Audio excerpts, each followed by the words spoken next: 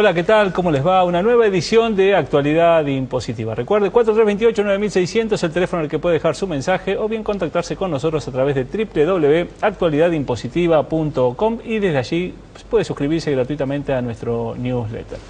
¿Cómo te va, Pablo? ¿Qué tal, Andrés? ¿Cómo estás? ¿Bien vos? ¿Bien el viaje? Bien, por suerte todo muy bien. ¿Todo en orden? Bueno, me parece muy bien. ¿Leo? Sí, preguntame por mi viaje. No, ¿Por tu viejo? Bien, bien. ¿También? Acá estoy. ¿Sí? Muy bien. Bueno. Y hoy, Susana, ¿cómo estás? Muy bien, ¿cómo están? Como siempre, la columna previsional que ya en un ratito, después de los principales temas del programa de hoy, comenzamos con la doctora Susana Ladowski. Vencimientos 2012. Se conocen las fechas de vencimiento del impuesto sobre los ingresos brutos para aquellos contribuyentes que liquidan por convenio multilateral. ¿Y ahora qué hacemos? La AFIP secuestró 29.000 pastillas de Viagra en Misiones que venían de Ciudad del Este. Hay mucha preocupación en la calle.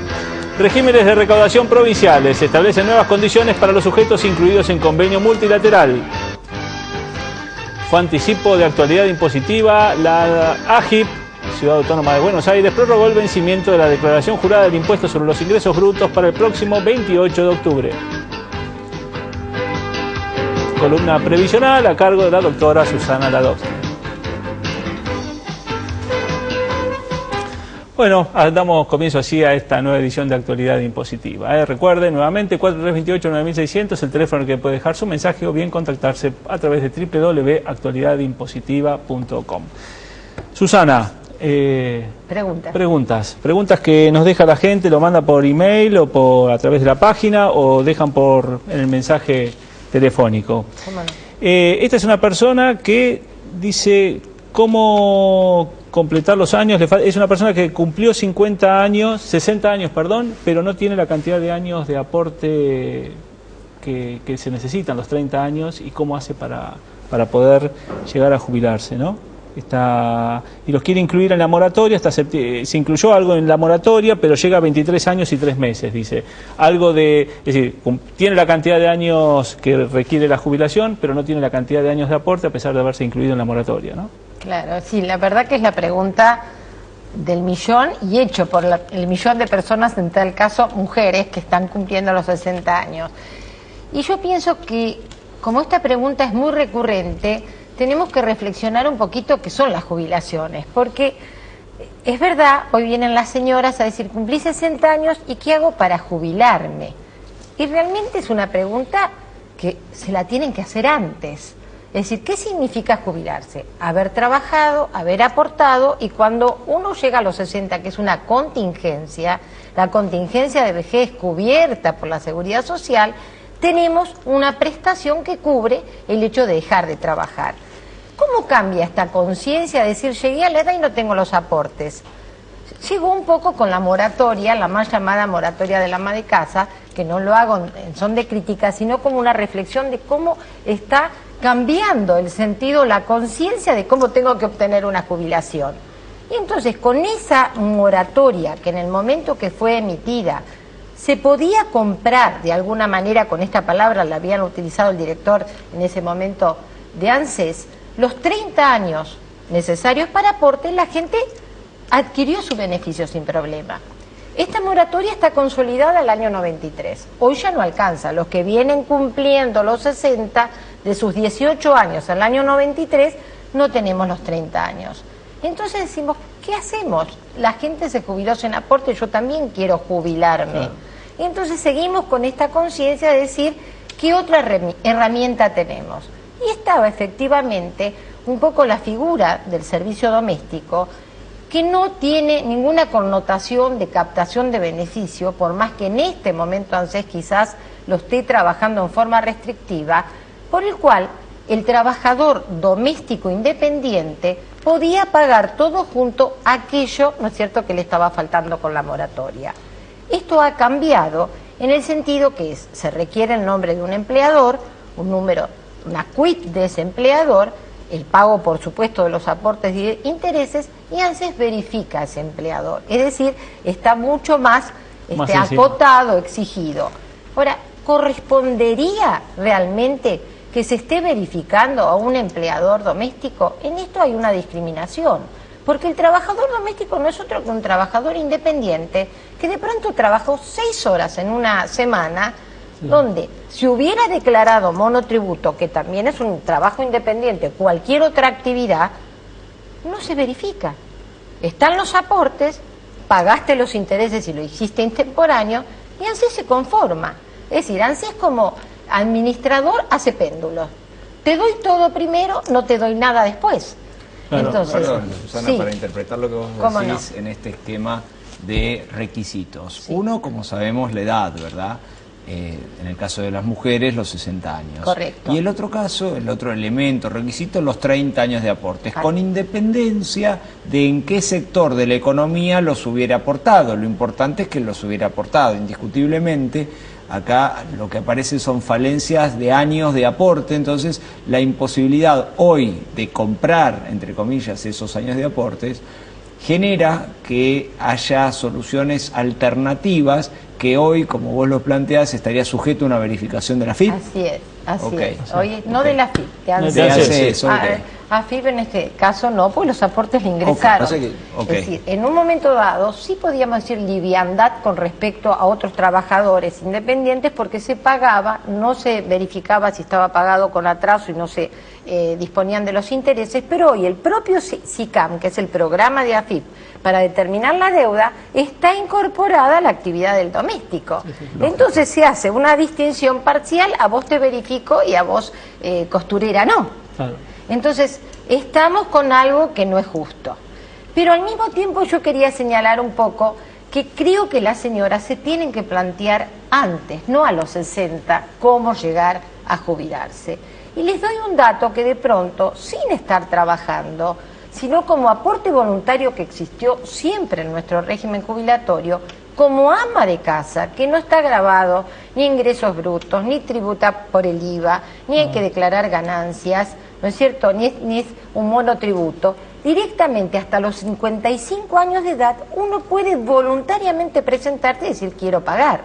Entonces, tiene dos elementos, la moratoria que sigue estando, que es una frazada corta, pero 20 y pico de años Claro, cada vez tiene está menos. logrando, Claro, cada vez tiene y menos. si, ¿no es cierto?, tiene una conciencia previsionalista, es decir, pretendo jubilarme, bueno, veo de qué manera puedo aportar en el menor costo posible y que no tenga un conflicto O sea, luego en el otorgamiento. Lo que está sugiriendo es que las amas de casas planifiquen su jubilación, es decir, empiecen a Claro, pagar ese aporte que debe ser exactamente. chico de todas maneras. Sí, no es tan chico porque es como una actividad mínima independiente que está alrededor de los 200 pesos, Claro. por supuesto, pero bueno, nunca se ha pretendido tener una jubilación sin De ningún forma aporte. gratuita. Claro, no, Estamos digamos, hablando es y en ese numéricamente sentido imposible, ¿no? que Desde un el punto de vista poco actuarial. cambiar esta idea, ¿no es cierto?, llegar a la edad y decir ¿cómo hago para jubilarme?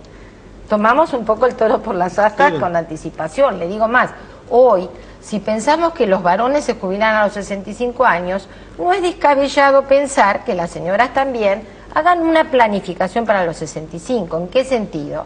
Si la moratoria les está alcanzando para alrededor de 23, 24 años, comenzar a aportar, Claro, por le ejemplo, faltaría. por una actividad ya no de ama de casa porque tienen más de 55, pero de pronto por alguna manualidad, un monotributo en su categoría menor en un espacio de 5 años.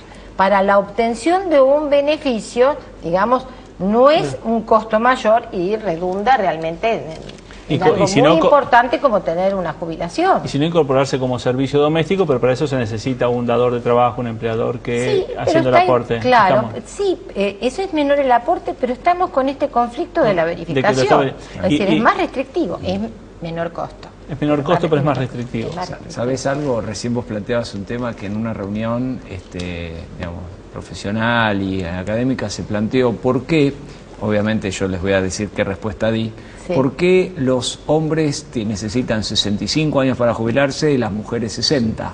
Por supuesto, mi respuesta fue porque la ley lo dice. No. Entonces, No. claro, y ahí entonces No. empieza Ahora hablo como el mujer y no como abogada. y sin querer generar un problema de géneros acá, ¿no?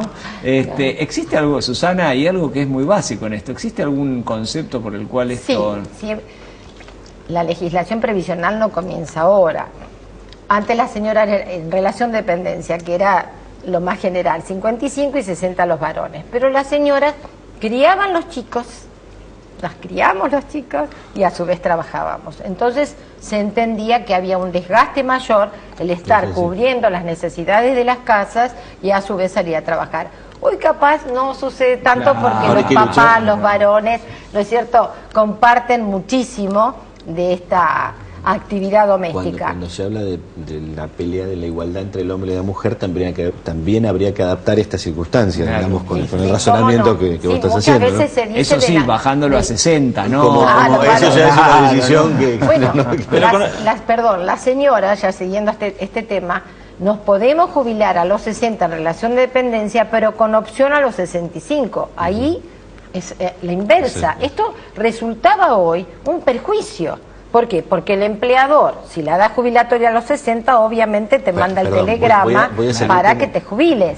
Entonces, hay un párrafo de la legislación, desde el año 94, donde puede hacer opción la mujer a continuar trabajando, y de hecho lo prefiere. Sí. No es de pronto una trabajadora autónoma que quiere dejar de aportar, pero la trabajadora en relación de dependencia pretende estar en los 65 más que en los 60. Les hago voy a pensarlo ahora desde el lado de la caja del Estado. Claro.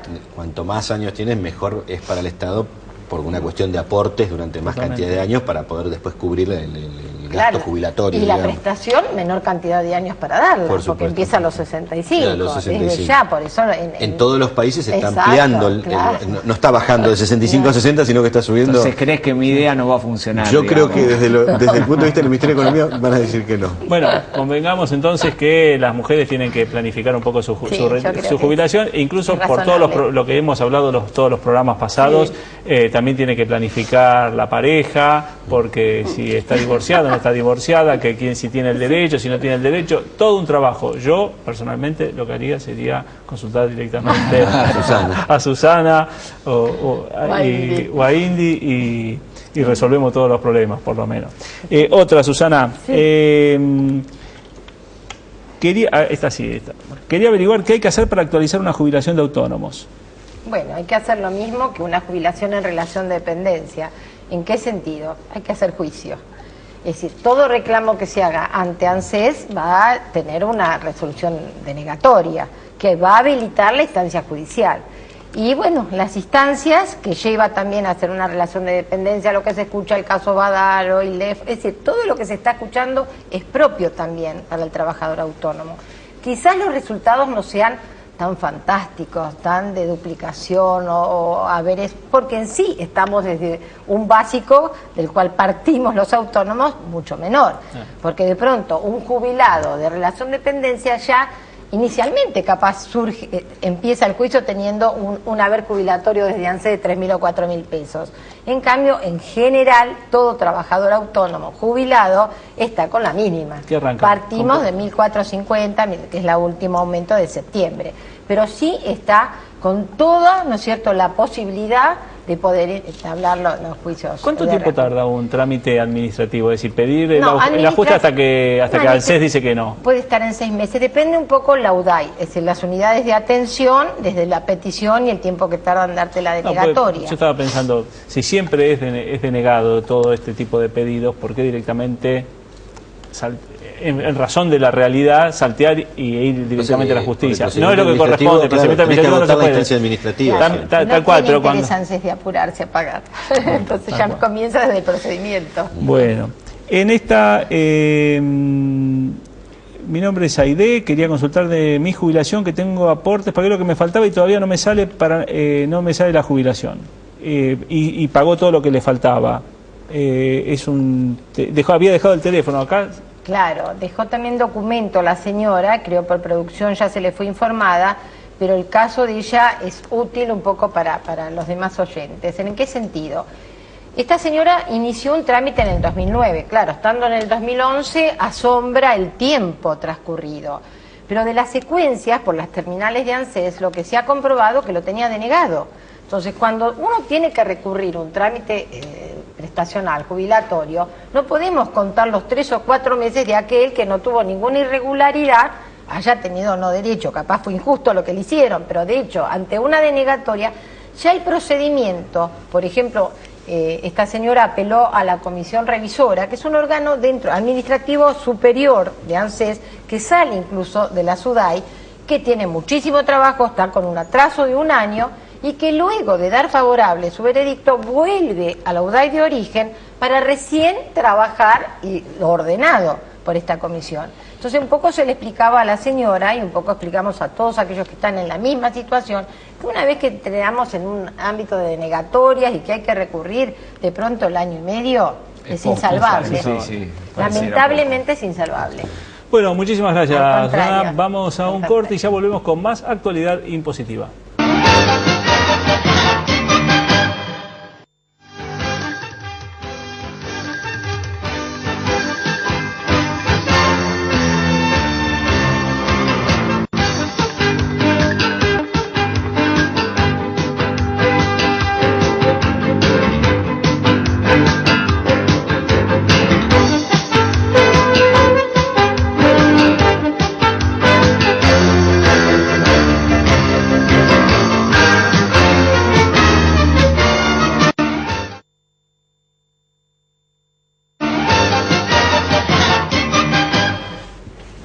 Bueno, continuamos con actualidad impositiva. Recuerde, 4328-9600 es el teléfono que puede dejar su mensaje o bien contactarse con nosotros a través de www.actualidadimpositiva.com. Dijimos, Pablo, que estaban los vencimientos de convenio para el año próximo. La Comisión Arbitral ya ha dictado la resolución 6 de este año 2011, a partir de la cual se brinda y salió publicado el calendario de vencimientos para convenio multilateral. También es importante señalar que ha marcado como fecha del vencimiento de la declaración jurada anual, el CM05, y se van a sorprender porque me acuerdo de la fecha, el 29 de junio. Así que 29 de junio de 2012, vencimiento de la declaración jurada Día importante de convenio multilateral, tal cual. Nació un prócer. Sí, tal cual. Perdón, por supuesto que esto, recordemos, no obstaculiza o inhabilita que desde el cuarto mes ya tenemos que estar utilizando el coeficiente, el nuevo coeficiente unificado. Exactamente. Y de paso recordamos que algo que habíamos comentado acá en el programa, que AGIP, de rentas de la Ciudad Autónoma de Buenos Aires, para los más viejitos, como acostumbramos a llamarlo, prorrogó hasta el 28 de octubre la presentación de la declaración jurada de ingresos brutos para los contribuyentes locales. Bien. Leo. Fallo. Antes, Sí.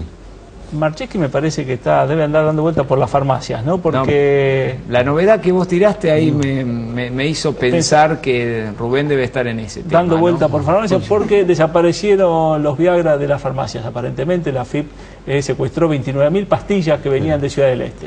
Con lo que hay que poblar el país, che, y frenan esto. Bueno, un chiste, una nota de color, ¿eh? Bueno, Leo, vamos Les cuento de qué se trata este fallo. Es un fallo del Tribunal Fiscal de la Sala C del 29 del 11 del 2010.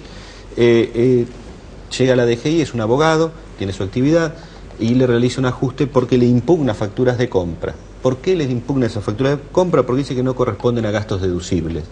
¿Qué es lo que había computado en su declaración jurada este abogado?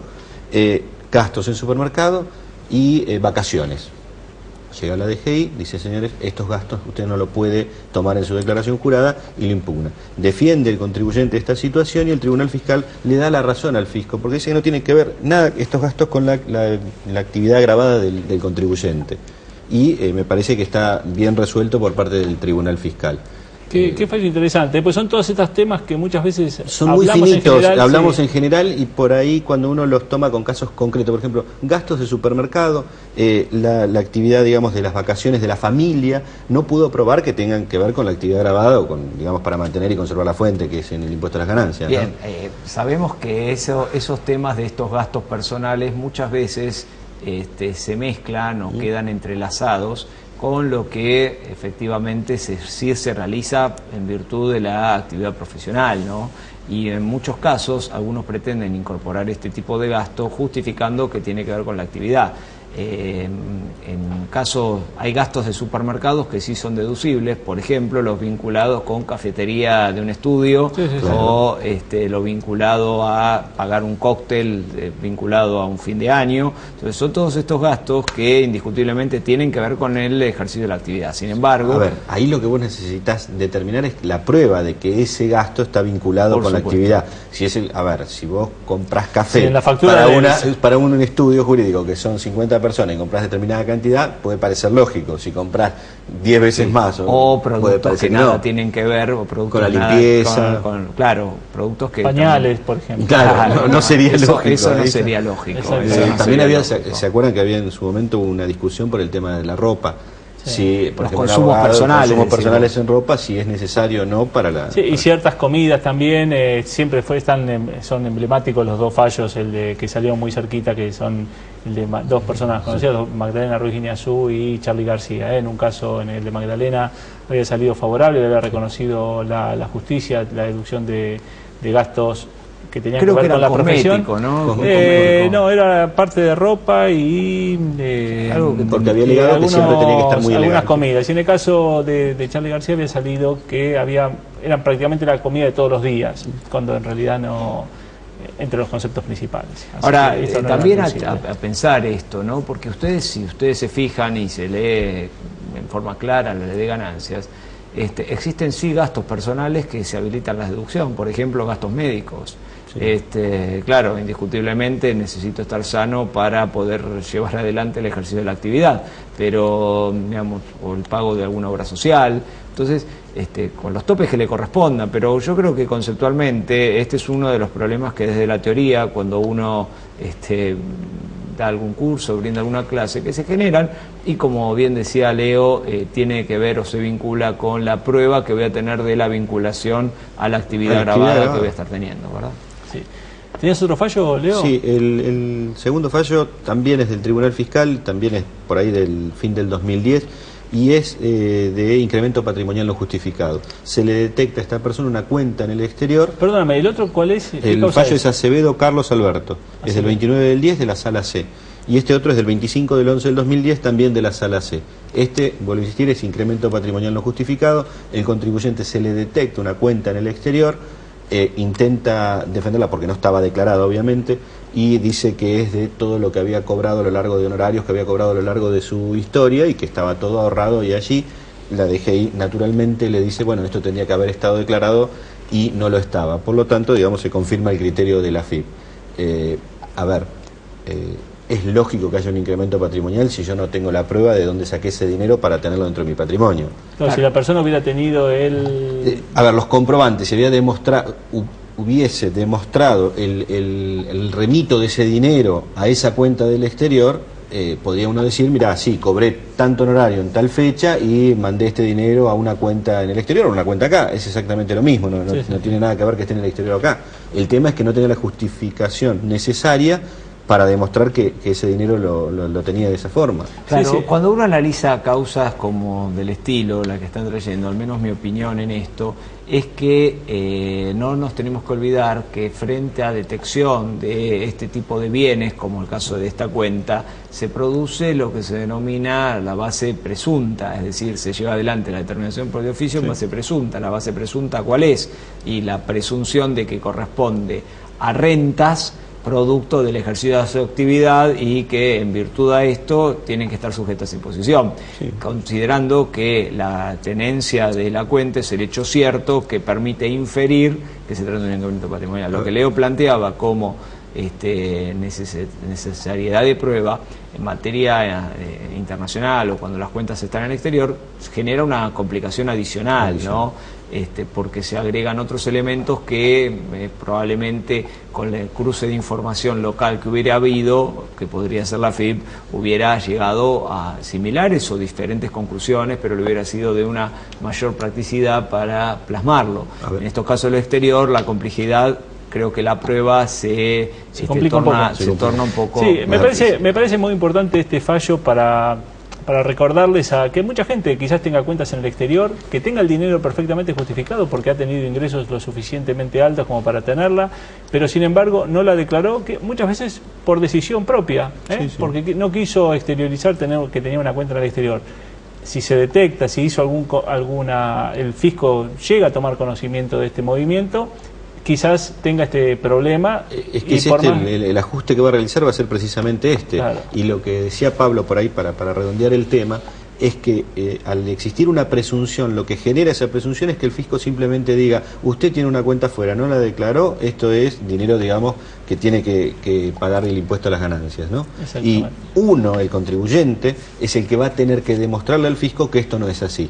O sea que la carga, la energía la va a tener que poner el contribuyente en demostrar que lo que dice el fisco no es real. Claro, en virtud de digamos, se revierte la carga de la prueba. Se revierte la carga de la prueba. El mecanismo presuntivo hace que se revierta la carga de la prueba. Un tema que ahora que ya está pasó todo el acto eleccionario, que ya se conocen los resultados, cómo va a quedar conformado el Congreso a partir del próximo 10 de diciembre, no olviden que debe aprobarse la modificación de la ley de impuestos a las ganancias, ¿no? En la parte de cuarta categoría, pues recuerden que toda la gente que se la retuvo está debiéndole plata al fisco, a la espera de que se modifique la ley de impuestos a las ganancias. Recuerden que esto está desde el año pasado. Inspección General de Justicia, recuerdan todo el régimen de empadronamiento, fundaciones, asociaciones, sociedades extranjeras. Bueno, acá nos encontramos con que se han publicado listas de sociedades extranjeras que en principio no habrían